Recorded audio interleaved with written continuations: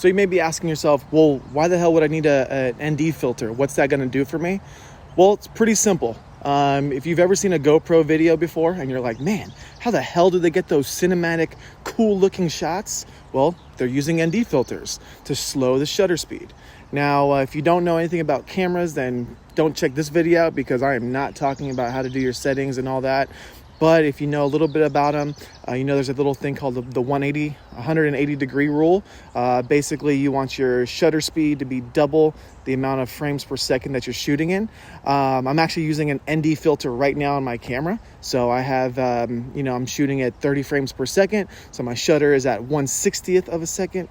That gives you more of that motion blur. So just remember, the lower the shutter speed, the more motion blur. The higher the shutter speed, less motion blur. Now, why that's important for a GoPro? Well, a GoPro is typically set in auto, and they do a really nice job. But if you're set in auto on a GoPro, you're gonna get that very jittery, crazy looking footage. It just doesn't look that real. So by putting on an ND filter, you're able to slow down that shutter speed, make water look a little bit more smooth, make your movements have a little bit of blur to them. It just looks more natural. ND filter that I'm using right now, I use the PolarPro ND filter. I like these because they are magnetic. Before, you had to switch out the lens. It was kind of a hassle. If I needed to go back and forth and change through things or trying to figure out my exposure, it absolutely sucked. But now it's really simple because I can just pop them on, pop them off, and not have to worry about it too much. So here's what they come in. The PolarPro comes in a nice sturdy case. I really do like it. Okay, unzips, and then inside you're gonna see you have your magnetic clip that goes onto your GoPro, and you have the ND8, the 16, and the 32. So really good packaging there. And you can check one out here. Thin profile, just solid, just a solid package.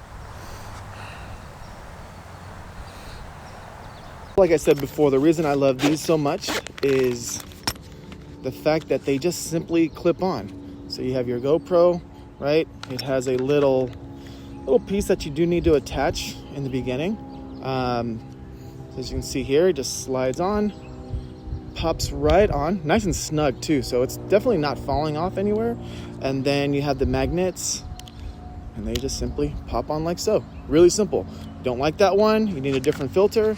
Go ahead, take that off, pop another one, and you're good to go. Also, that's really cool because they're square, so there's no right or wrong way to put them on. They could literally go any way that you want them to go. So really simple, really cool, absolutely love them.